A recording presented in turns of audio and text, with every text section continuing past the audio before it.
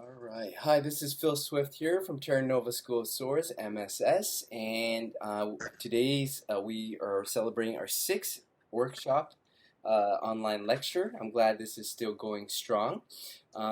We have a very special guest today. Her name is Lauren Shaw.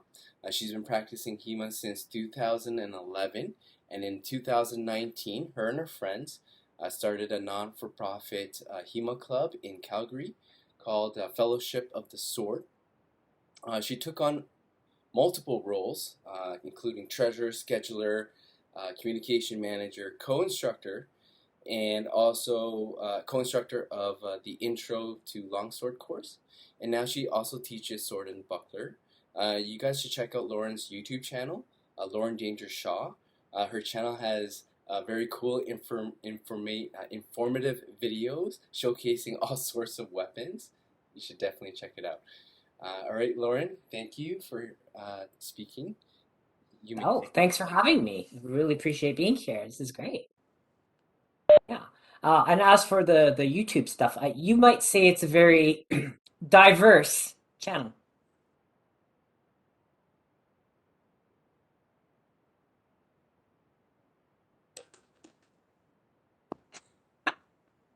Had to do it. Had to do that. Get that in right away. Yeah, so this is a fantastic chance to talk about building up clubs. I think that there's always more room for HEMA clubs out there. Make friends with the ones in your area, work together, build up, and be successful and include lots of people. You want to have a variety of students, variety of ages. Our youngest is 14, our oldest is 67. Um, we don't want to discriminate. 14 is our minimum age, of course. And that's just, I've tried to teach some younger kids. And when you teach 10-year-olds, they just want to hit you. They don't really want to learn technique. They just want to swing. And so basically you end up in long point for most of the time, just trying to keep them from hitting your legs because they're also short. So that's what they do. Uh, but yeah, you can create a club and it can be successful, whether it's for profit or not for profit. And it's really engaging that audience and making people feel comfortable and welcome, that you don't want this high energy, you're training because the world is going to end and you want to use a sword and there are zombies. You don't want to have that. You want to treat it like a martial art. And so that's really the approach that we came from. Um, where we were as being members of a different club, which then shut down. And, I will just talk briefly about what we did to start is we needed the other club was shutting down. The person who ran it moved away. It was for profit. Um, what we wanted to do was a not for profit because we all enjoy it as a hobby, but we all have different things to do during the day. We don't want to make this, except for maybe me, we don't really want to make it our lives. And the first thing that I should mention in starting a successful club is don't do it alone. Get help if you can get help. Um, Assign people to do things. I do a lot for the club, but because I enjoy it, it's more of we have a president, we have a vice president, I'm the treasurer, we have a parliamentarian position to oversee the meetings, we have a records keeper, we have a secretary, everyone has a role. So we all came together and decided that we'd each take on little things. Now, I think that's a real good key that, yeah, I want to start HEMA Club.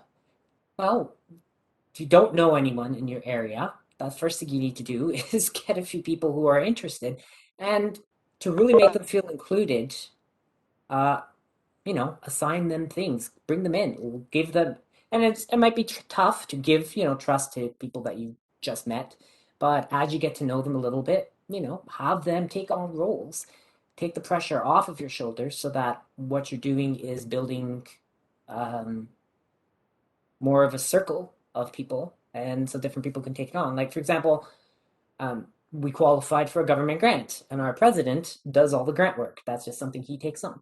And when he's not president anymore, he'll still do the grant work because he's really good at it and really quick. So we divide up that work, and that takes the pressure off of any one person. So that helps us not burn out, because that's always the key to being successful is burnout. And you get to that point where it's like, I don't want to go to class. Oh, I don't want to look at that. Oh, I don't want to read another email. Oh, I don't want to have to deal with scheduling and renting facilities and policies and insurance. And there's a lot that you need. So having different people and having people who can step in, that's probably the first thing that we focus on being a success. But the other thing is drinking time, because you say the other thing is that you want a diverse club. You want this diversity. This you want, yeah, everyone's having a drink.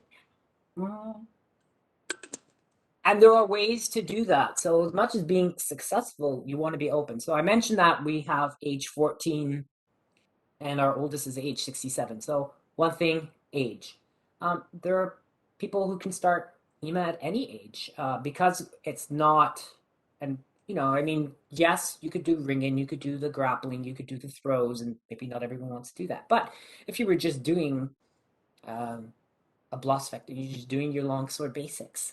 Um, People at any age can do that. And we had someone who was 63 when he joined last year. We were outdoors, so it was safe. So he started coming to class. And, at age 63, he's starting to learn how to sword fight. And I think that's a good thing. We have a husband and wife, and they're in their late 40s when they started. And they've been with us for over a year now. And now they're moving into that role where they can take on various things for the club as well. And they're showing promise. Um, we did an intro course, and we had 3 teenage girls, a 15-year-old and 2 17-year-olds. So it really shows that you can have that. But how do you get that? How do you ensure people feel welcome and safe? And one of the things that we did as a club, we have a code of conduct. And I think that's very important for a club to have these days, is you want to have an expectation of how your students are going to be in class. If you start out having people know that there are things that are okay to do and things that are not okay to do in your class, you start weeding out those people. And I have a good story about that. Because again, you get messages through Facebook, and we do a lot of, a bit of Facebook promotion, and a lot of stuff comes through Facebook and Instagram, people inquiring they want to join. And so I always say, okay, but please send me your email, and I can send you more information and forms and stuff. And when the email address is nationalist84, you don't, oh, that's a warning sign. So now you go and you look at this guy's Facebook, and you start seeing things you don't like. So you want to be polite because you don't want to offend people. So the thing that you do first is you send them the code of conduct. And should I read my code of conduct for the club just to give people an idea or some excerpts of it? Because that's part of what I wanted to share was, in the success, you want to have the right people. So basically, our code of conduct is I, insert name here, agree to uphold Calgary Fellowship of the Sword, hereafter referred to as CFOS, code of conduct, ensuring I participate in classes and activities in a manner that properly represents this code. I will place safety first in all activities, whether it be sports or fitness warm-ups, paired drills, or sparring with other members when I am approved to do so. Disregard for the safety of others or myself is reason for immediate dismissal from all CFOS activities without refund or recourse. And we come back to that theme again as we go. Another important thing that we have in our code of conduct, I will be part of ensuring CFOS has a friendly and inclusive environment and refrain from any inappropriate comments or actions, including but not limited to misogyny, racism, homophobia, slander, bullying, unsafe behavior that could result in injury, or other actions which, if advised that they are not appropriate, are not ceased by the class environment. So we basically have this open thing to say that if you are nationalist 84 and you are obviously have certain views, and they're racist views, well, we put it right in that code of conduct. We don't, we are building this inclusive. We want to have everyone who wants a sword fight come and feel welcome. And by having that code of conduct, you're setting that expectation right away, and you want the person to sign and agree to this. And this way, if they are inappropriate at any point, you can say, "Oh, hi, remember this thing you signed? Yeah, you can't, you pull them aside to have a talk. They do it again, they're out. So it's a one strike rule. We talk to you once, we have to talk to you a second time. We have sections on sparring. You're not supposed to spar at full speed unless, you are approved. So you're a new person, you want to come in and fight and beat up everyone. No, that's not conducive because you're in an intro class with other people who aren't looking for that. And we've picked up a student recently who's trained elsewhere and chose our club because we're more technical minded. We don't just jump into the spar. We want to learn the technique and slowly build towards it. And he's like, that's the club for me. I want to technically be good. And then I can move to sparring. So we're finally getting to sparring when we start up again in a couple of weeks. Um, it's like slowly though, what kind of gear do you have? A lot of people just have mask and gloves, right? So we know, okay, there's going to be rules. You've got to go slow, you've got to go half speed. So we have these built into our code of conduct, and those are some of the entries where it specifically mentions sparring and free play. And we've set that expectation. And so far, we've had zero problems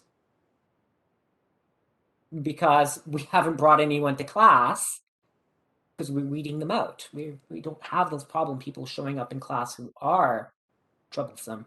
We're getting people who are respectful. When we first started up, so just before first shutdown in 2020, we even had we partnered up with a group called Sport Calgary. They promote sports throughout the city, and they arrange free sessions. So they do all the scheduling. All you have to do is find the place, provide the equipment, and they send the people to you. And so we did a bunch of free sessions, and one of them was specifically LGBTQ friendly session.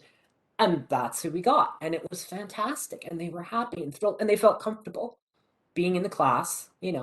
So you've got people there with their partners and they're just treated like anyone else. And they get to hold a sword and they get to swing it and they get to jokingly settle their disputes, their partner. Um, Not for real, because we just use synthetic trainers, of course, because we don't want anyone to get hurt in their first class. But it's little things like that that build also a reputation.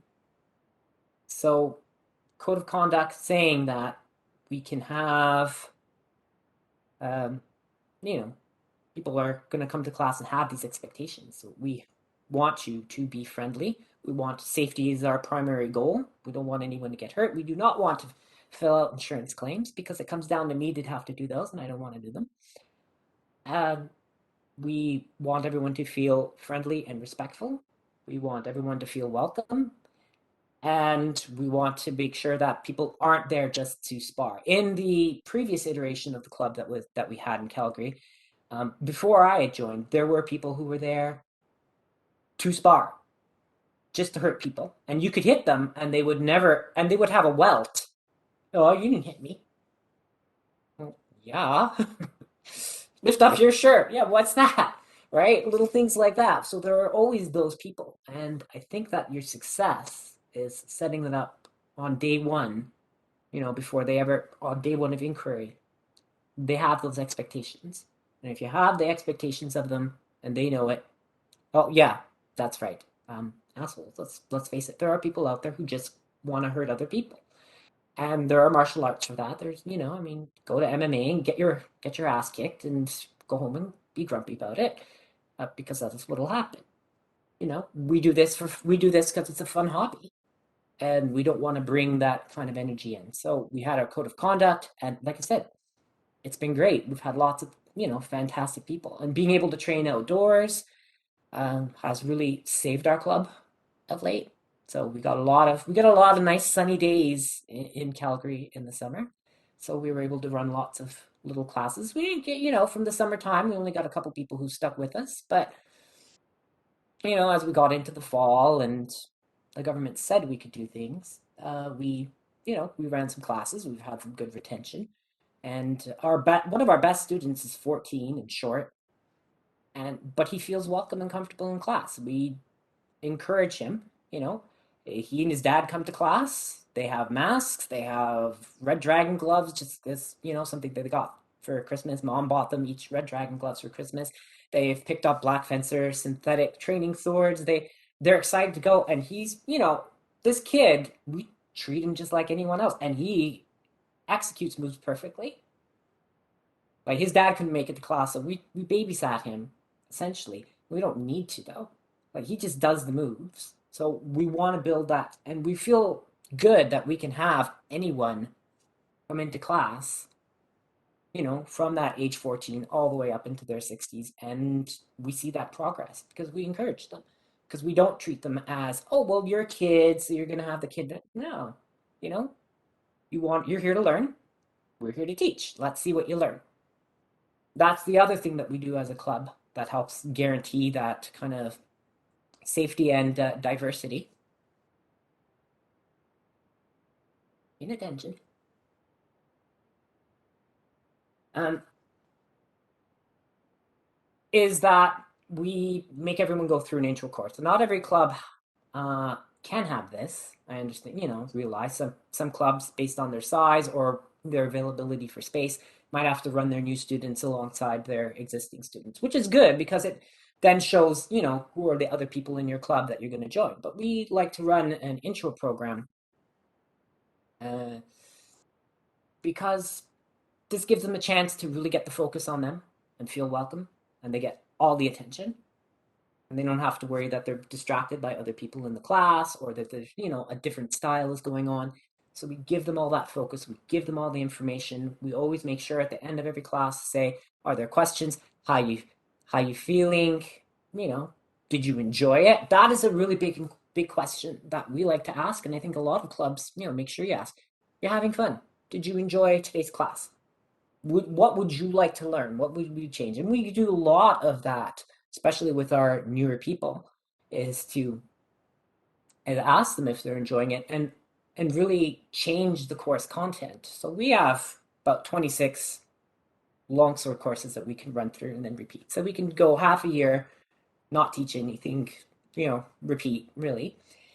But it's my co-instructor for longsword, Dave, and we go through plans. We email a lot. We don't keep it a secret either. But I think that's the key to a successful club is we share the information. You can find it. There's no reason for us. The club that we came from, there was very much keep it mysterious to keep you coming to class, not share anything. Don't go start your own club. And a lot of us, and a lot of people started trickling away. We only got them back because we made our own club, right? And we do that. We'll send an email. We'll say, here are some topics we're thinking of. Give them the information. Let them make the decision. Because ultimately, if you're just going through the motions because, well, I paid for this, so I have to go, but I'm not having fun, you're going to stop going. And that's not how you build a successful club. You build it by engaging your students, your members, and asking them what they're doing. Are they having a good time? If they're not having fun, how do you change it so they are having fun? And the most recent intro we did after the first class, there was someone who had, a few questions and was like, oh, I feel a little confused. I think he was looking to jump in it a little bit faster. So we adjusted that in the second class. After the second class, fantastic. Yeah, that was great. That's exactly what I'm looking for. And all we had to do was tweak a few little things in how we were presenting the class based on those students. So the next part of this is being adaptive to those people in your club. So it's okay to have, this is our set curriculum and way of doing things. But I used to be in public relations and I used to run, public education programs for the local utility. And I've learned that you've got to read your audience and you have to adapt to what your audience is capable of learning. This then opens the door to us because people, especially if we have a good question there. I'm going to answer that in a second. We've had several kids who have ADHD, for example, and they come to class and they do really well. Yeah, you'll be pointing at yourself.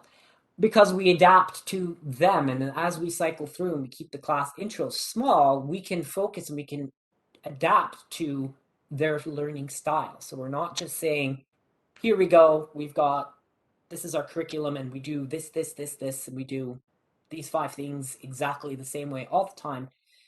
Not everyone wants to go and do half an hour of footwork and cuts. So we might cut that down because some people need to constantly be learning something new, and we can cycle through. And next week we'll cycle through, again and go back to it. Cowards avoid half hours of footwork. True, but you'd like our you would really like our Monday night saber class. We do lots of repetition, lots of guard transitions, lots of footwork, lots of cutting practice. We spend a lot of good time on that. And that's important when you get to that level. But just starting out, we want to make sure people um, that we can tailor it to their interest and to their way of learning, just to keep them interested. They will eventually. We can see whether they're going to stay in an intermediate or they're going to become a Monday nighter, as we call it. Monday night is adults only. Monday night opens with basketball because no one should have to do push-ups in class. That's our theory. I will do them at home. I will do lots of push-ups at home and I'm happy to do them. I don't go to class to do push-ups, so we play basketball. Um, how do we keep the bullies out? Okay, I'm going to answer that one first. One, we make everyone read the code of conduct before coming to class. Two, we're going to have an intro, so we've got 6 classes to really evaluate someone. 3, if we're at a public event, we try to be as one-on-one with people as possible. We're not going to pair up 2 random people and let them fight. If someone wants to, oh, can I hold a sword? Yeah, absolutely, you can hold a sword. And one of our members will deal exclusively with that person, so that if they do seem to be out of control, we can say, "Oh, okay, could I have that back, please?" And we can talk to them, and we treat them like an adult and be honest and say, you have to calm down. This is still, you know, it may be blunt, but it's still dangerous. So, I just talk them through it. Um, we have a variety of engineers, we have school teachers, we have a lot of, different people, but they're all used to dealing with people in situations. So, we're going to find all sorts of different behavior out there, but we also put forward that very friendly, easygoing kind of, not happy-go-lucky, but we try to show that you know, um, we're not the zombie slaying club, for example. We're a martial arts group. Wear your shirt, have the literature, have our logo, have information about what we do, have our code of conduct handy, and really work with people on small levels so that if you've got that troublemaking person, they're not just grabbing the sword and going at it with, against anyone they come across. Gotta So we have our little ways. We haven't done public events in a few years, so what might be? Hopefully, we're not rusty about that. To go back, what systems and masters are you running? Well, for Longsword, we do 15th and 16th century, so we do some Meyer stuff. It's a lot of German, a lot of KDF stuff. So the Lichtenauer tradition and Meyer stuff on the back end of it, so that we move through. So you do kind of a Lichtenauer intro, then we do a master cuts, then we do a Myers alternate cuts, and we keep bringing 15th, 16th century, and we tell everyone, this is this master, this is from this manual, this is from here, and we really make sure that we do that. For Saber, we're doing Hutton Saber. That's what we're working on right now. When we do Saber again, we might do a different manual. And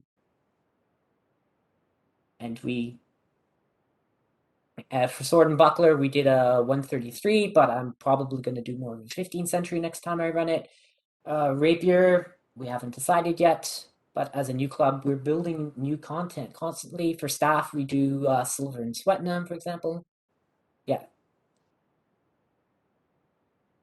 Yeah, second strike kicked out. 1 strike rule, that's it. You do something, and we explain why it's wrong, and, you do it again, and like I said, in our code of conduct, so we have that disruptive behavior. It says no refund specifically. That's because you have to pay for as a not-for-profit. We can't afford to give money back. We've spent it all on renting the facilities. We really are more of a break-even kind of club, so we have that in there. Uh, As I got a question for you. Yeah. This is from someone in the chat. What about other fencers with disruptive behaviors against one of your members at an event? What would you like? Uh, What would you recommend doing?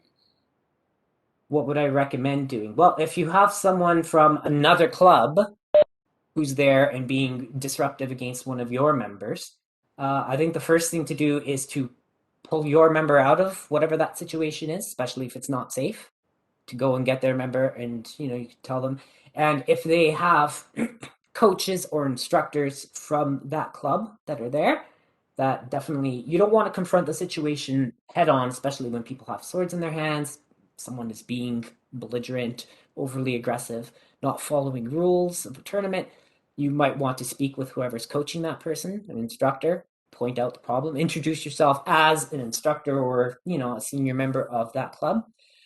But step one is get your person out of there. And if that means you have to pull someone out of a fight for safety, I know that as much as we wouldn't want to do that, we always want to, well, no, I want to compete. I want to move out of the pools. I want to go to eliminations.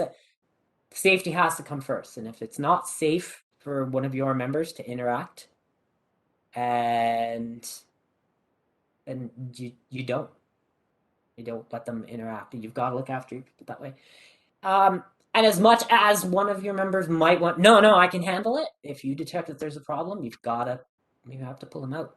That's just how it has to be. When we do sparring, it takes a while before people can spar in our club. We have ways to build up to it. Like I said, our intermediates are just getting to sparring now, and that'll be class. They've had 18 classes that they've done, and they're finally going to start some sparring. So you know, So over the course of 24, 25 weeks, we've had 18 sessions.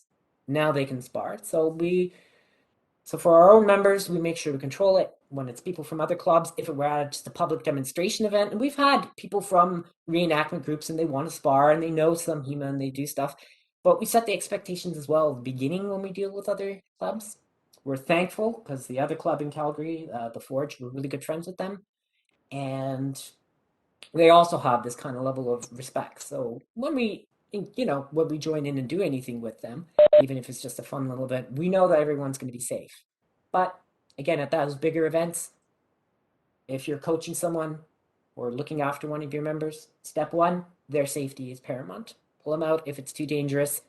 Then you can go and alert people. Then you can talk to organizers, judges.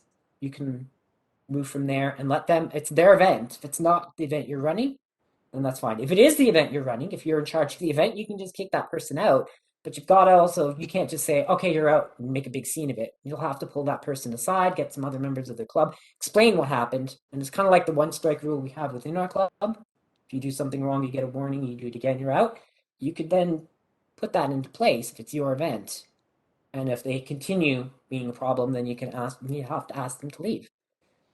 Okay. I have another question for you, Lauren. Yes. Did you use a template for the code of conduct, or did you have to reinvent the wheel?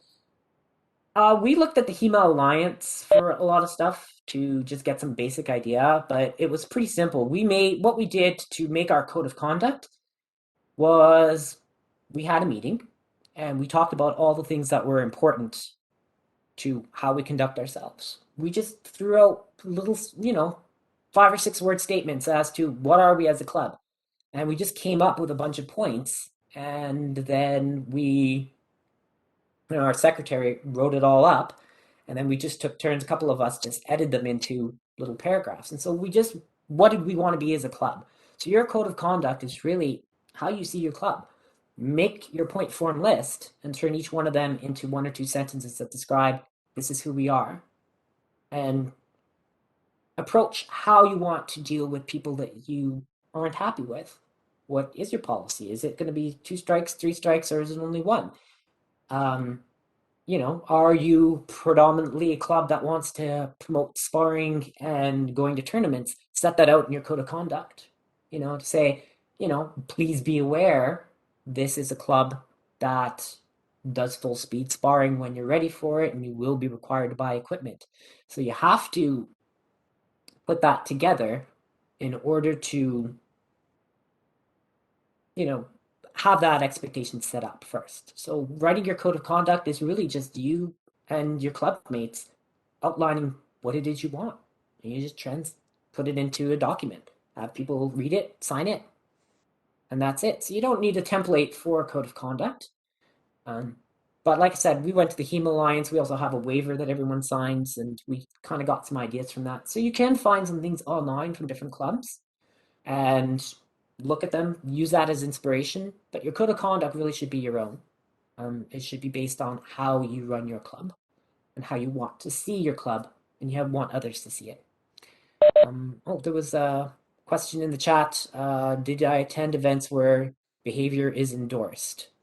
Are we talking about the difficult I believe behavior? yeah, when like an event where you Okay. saw this kind of bad behavior happening. Thankfully, I have not been to an event where there was bad behavior. I've been a little specific about the events that I've chosen to do, 2019 and earlier. And I've been to a couple in England. I've been to a couple in Alberta, and people have generally been really good. They're respectful. Uh, People stop. Most people know when they're hit. They don't continue. Judges are there to judge. Um, you know, the the fight, but most people who I've seen participate realize when they've been hit and are right away backing off. And so I've been fortunate, but maybe I haven't been to enough events. I haven't been to any American events, and I haven't been into anything outside of the UK for events. So maybe that colors things a little bit. Everyone's too polite and friendly where I've been. So they're all, oh, no, I hit you. No, I hit you first. They're kind of, they do that way. A good event is where you have people who, if the judges miss something, no, I was hit, and they call it on themselves. So if something really fast happened, they felt it. That's a good event. And when we've been to little bits of stuff with the other group in Calgary, the Forge, that's what the people are like. They're willing to say, oh, we got a hit. There's always a hug, a shoulder grab, a something at the end of each match. Everyone's friendly. Everyone sits around and reminisces at the end of the event. You have to have your drinks and your snacks and replenish at the end. Lauren, I So, got yeah. a question and another follow-up Oh, one after. This one is, what is your biggest struggle when it came to starting a new club? the biggest struggle to start the new club. Um, I think there are a couple things. One is being a legally distinct club from anything that came before where we were members. There was a little bit of a challenge there. We wanted we took 6 months where we didn't do any advertising. It was just nine of us who were originally there, and we were just doing stuff outside. We would just meet up once a week. We couldn't grow, we couldn't advertise, couldn't have a website, couldn't make signs, couldn't get shirts, couldn't do anything, couldn't apply for grants. And so we just trained outside. We trained saber, and I think that was a huge trouble. So not if you start up and you're not able to advertise and try and grow right away, that's always a struggle. I would advise that you know you have a plan for how you're going to position yourself on the internet publicly, and it's a bit of a struggle to get that started. It's difficult to get your web presence, but you start a Facebook group or an Instagram page. You put together a little website, you have an email address, and it does require work. It's a struggle. Because I do a lot of the social media stuff, and you know, I post once a week, and it's fine. Right now, we're not hurting for people. We're paying all the bills. But if we want to grow, there's a lot of attention. You've got to do multiple posts. You have to spend the $15 to $20. I don't want to give Zuckerberg my money, so I try not to do that. And so there are those little advertising is a struggle. Do you print up flyers and put them somewhere? Where can you put them this day and age? And there aren't that many places anymore. It used to be 10, 15 years ago, bulletin boards everywhere. Now at all the grocery stores, the bulletin boards are gone, and it's the curbside pickup. Freezers and fridges are in the way. So where you used to be able to put your ads are gone. You can't just put them on telephone or power pole because they get taken down. Because as I know from working for the utility, the staples are actually considered a safety hazard for the guys who have to climb the pole. So you can't just plaster things out there. So it's a struggle getting known.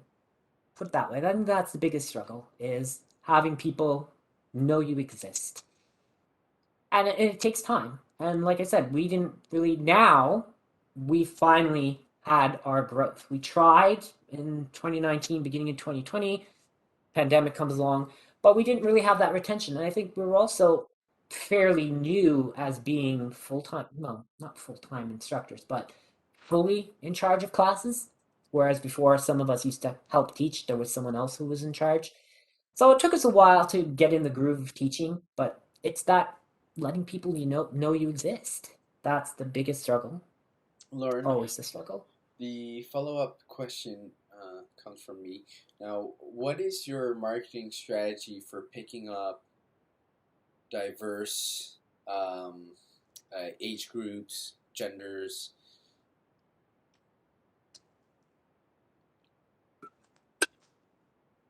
Ah, that is an excellent question. Um, to to do that, like we have several things. When I take photos, it's a little difficult because I don't want to put the kids. We have some under 18s, and even though their parents give permission, I still try not to put their photos. So that does make it a little bit of a challenge when you're doing social media. Uh, Thankfully, enough of them are tall enough and have their fencing masks on for doing stuff that it's okay. But that's part of it. Is when we talk about stuff, we talk about age ranges. My co-instructor for Longsword, Dave, he's the one who's 67 years old. Featured him in a lot of photos because we want to show there's no age limit. Um, or the married couple that we have, I feature them in a lot of photos. And when we do intro classes, we get a wide variety of people from different ethnic backgrounds. Ask about photos, put them in. When we did our free sessions back before the pandemic hit, about 3 weeks before everything went first lockdown, um, got a lot of great photos, and we had a lot of diversity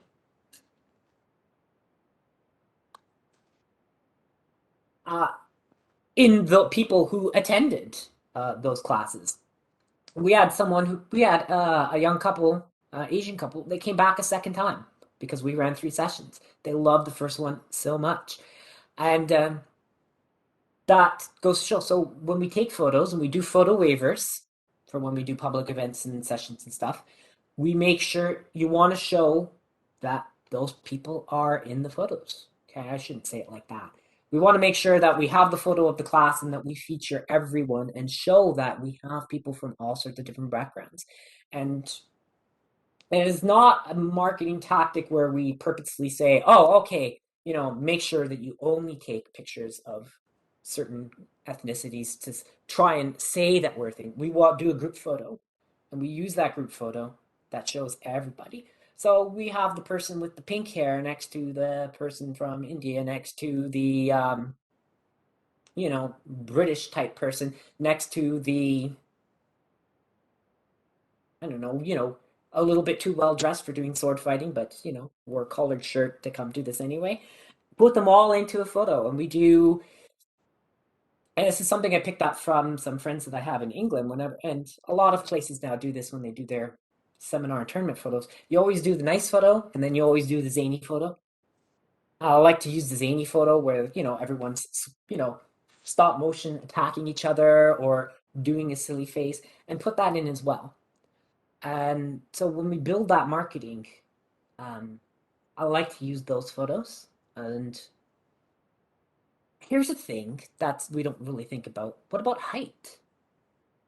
We have some really short people, and we have some really tall people. And I like to take photos of a short person training with a tall person and use that as well. Because swords are the great equalizer, right?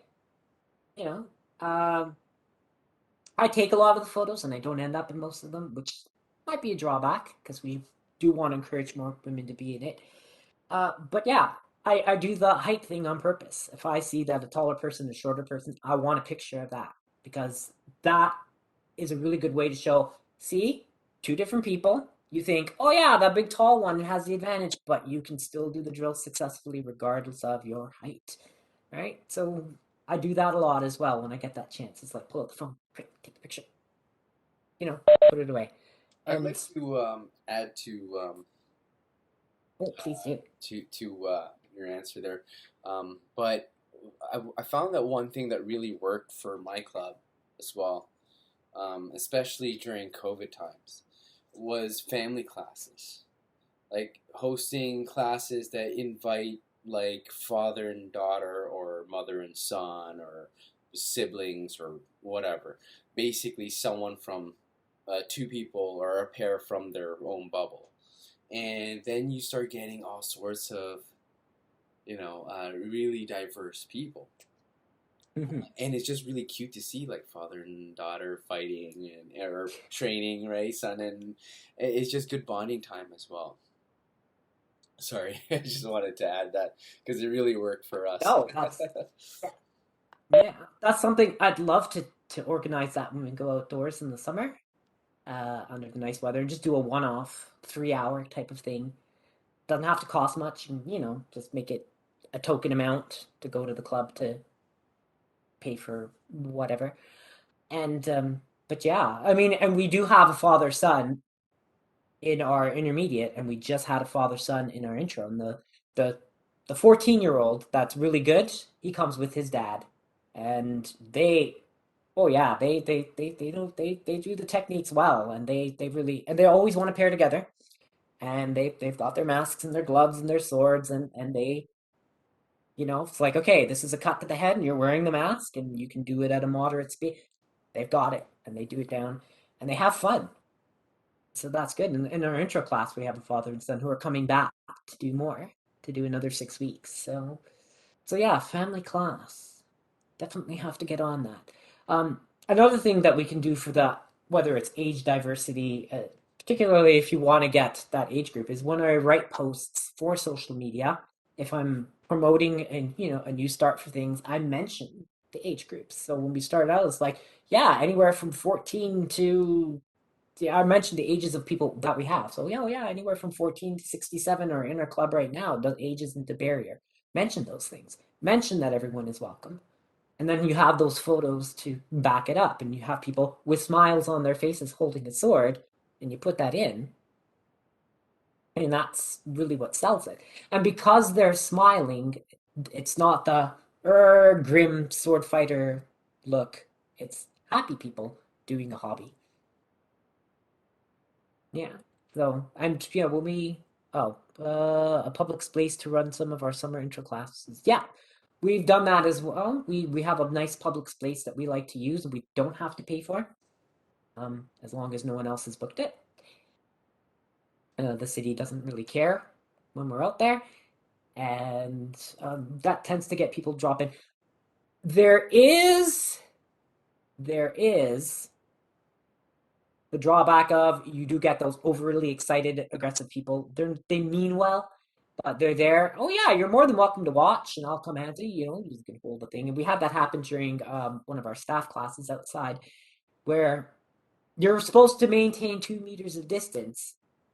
This interested guy in his 20s, super polite and nice, but there he is right in there, and you're swinging around it's a real staff, it's real wood, you know.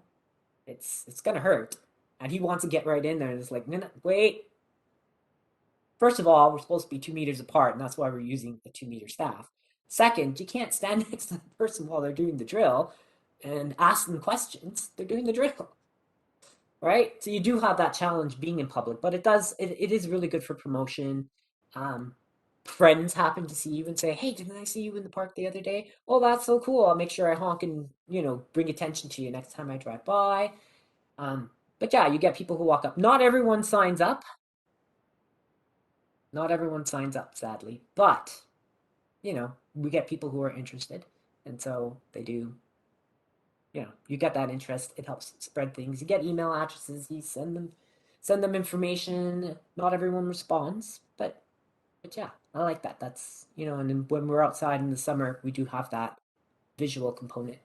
And you'll always get the little kids who want to come over, run up from their parents and say, "You want to hold a sword?" And they look back at their parents, and their parents are like, "Yeah, I guess." You hand them a sword. You make sure they don't swing it, especially if they have brothers and sisters and they suddenly want to take it out on them. But yeah, it's definitely it's good to be outside and you got people watch. Some people shout Star Wars things, which I don't understand. Um, Someone once said, "Luke, I am your father," which is actually incorrect, but um, I don't know why someone shouted that from a car driving by, but they did. We weren't using lightsabers. I don't know. Um, yeah. So we have another question for you. Oh yes. Did you register as a not-for-profit society provincially and or affiliate to a provincial sporting body like Sports BC? Ah. We're registered with the government of Alberta here, and so that's what we're a not-for-profit with the government specifically. Not through a sporting body. We're associated with Sport Calgary, and we're a member of that, but we're not registered through that. We would just had a general government not-for-profit registration for a company so we could get a bank account. And that's why we're Fellowship of the Sword, because in Alberta there's a list of names: society, association, fellowship, and it's like 7 or 8 others that have to be part of your name if you're a not for profit, your official name. And we debated. And it was actually my sister. I was telling her the list of names, and she's like, well, "Why not Fellowship? Maybe you'll get a lot of Lord of the Rings fans who will want to sign up. And they can see what real sword fighting is like." So I mentioned it, and we had a vote, and it was unanimous. Yeah, Fellowship is different enough. There are a lot of societies out there, and not many fellowships in Alberta, so that's what we went with. Yeah, Tolkien is a gateway drug to HEMA. Yeah, you want to swing your sword, you want to ride your horse across the plains, you want to be Aragorn. Everyone wants to be a Strider, right? Yeah. Okay. What other things we need to talk about? So we'll open up for any questions. Yeah. Feel free to throw it up on the chat or ask it Mhm. yourself. If you throw it on chat, I will gladly read it for you.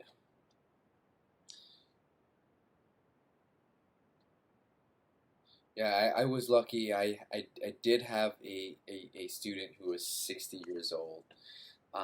They never saw my ads or anything.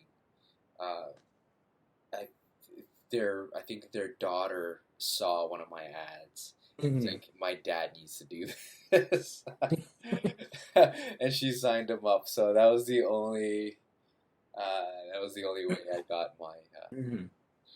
older student. But that was nice to know. Yeah. I needed Yeah. to Like I said, we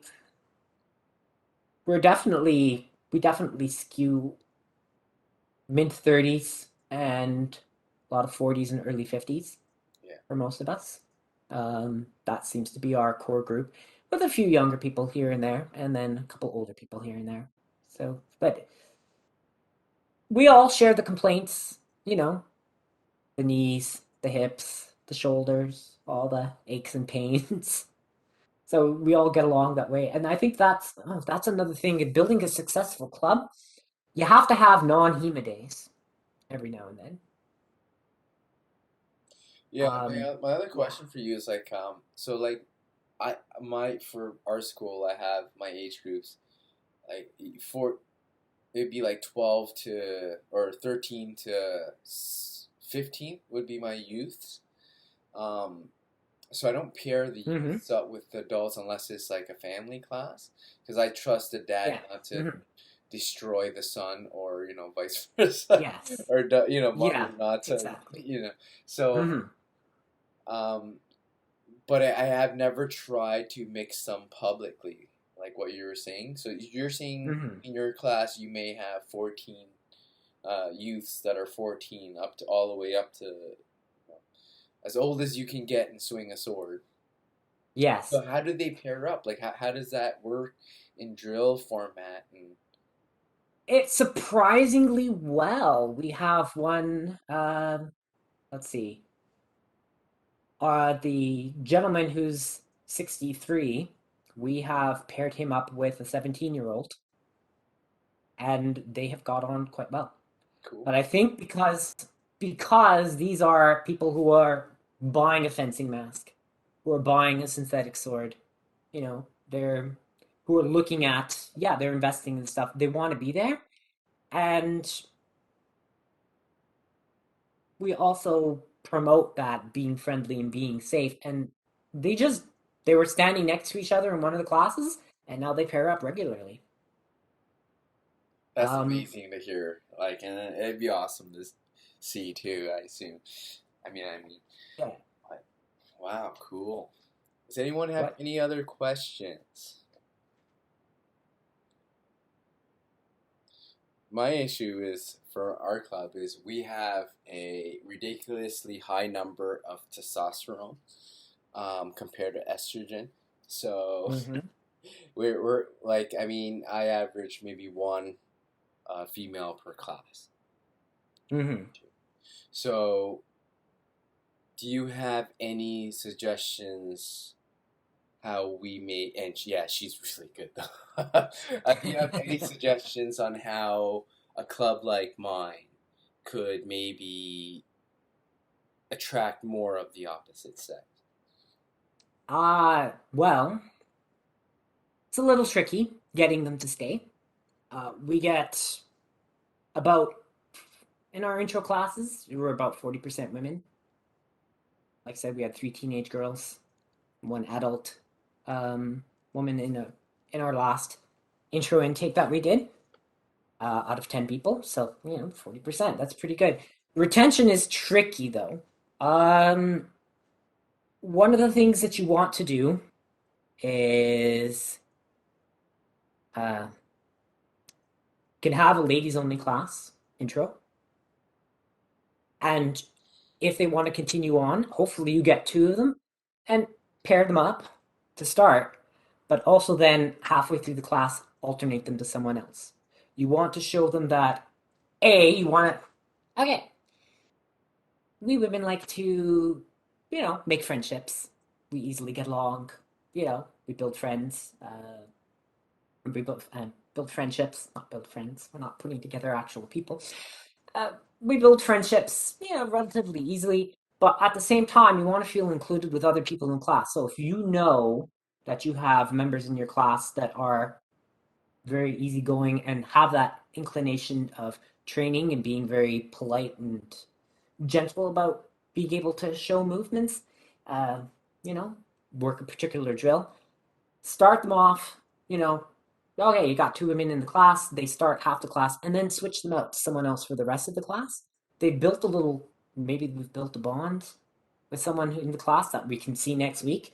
But then we're also showing them you are just as good as, male students, and you can do the drill just as well as them, and you can combine them together.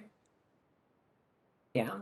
So it's tricky because you have to, like I said, you got to worry about that aggression level that some people might have in class, and they may not even intentionally do it. This is why we have, of course, our code of conduct, so we can dial that back. We can let someone know, and as an instructor, you have to be able to do that.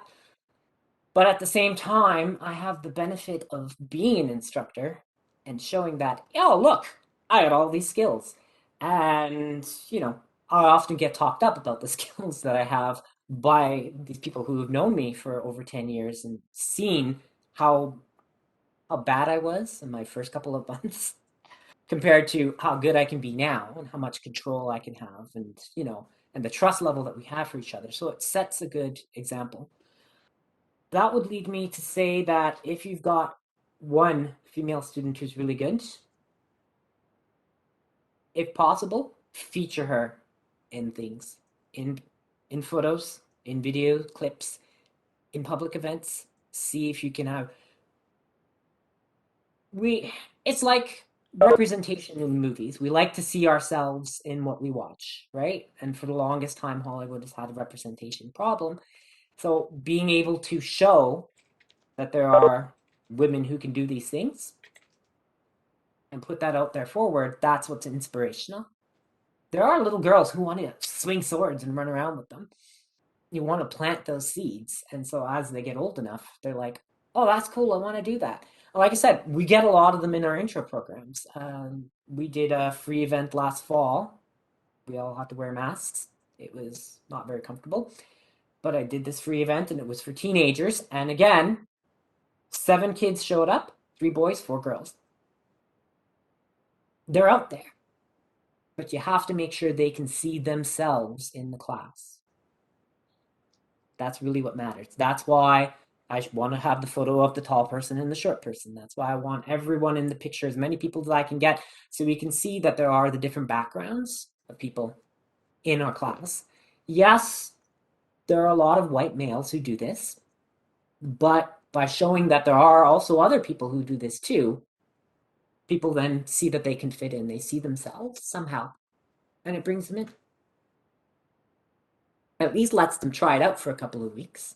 And if it puts an extra few dollars into the club's pocket to keep things going, then everybody wins. That's true. Well, thank you so much, Lauren. Last chance for questions. I think that looks like it. Well, thank you so much again. This was a great talk. Very welcome. Something we definitely need to hear, and something we can all try to get better at. Yes, I definitely will. It's good for me to talk about all this stuff because then it also helps me because there's every club. This can use room to grow. Can always get better at this stuff. Our club is still new. We're still growing, so there's lots for us to do. And talking it out is always the best way to plan, I find. So this is great, fantastic. Thank you so much for having me. Thank you, Lauren. So up next for our last lecture, we have Zion Niles from SPADA Halifax. His topic will be on the power of understanding sources and psychology on your opponents. He is someone you definitely want to listen to. He was an ex-Olympian.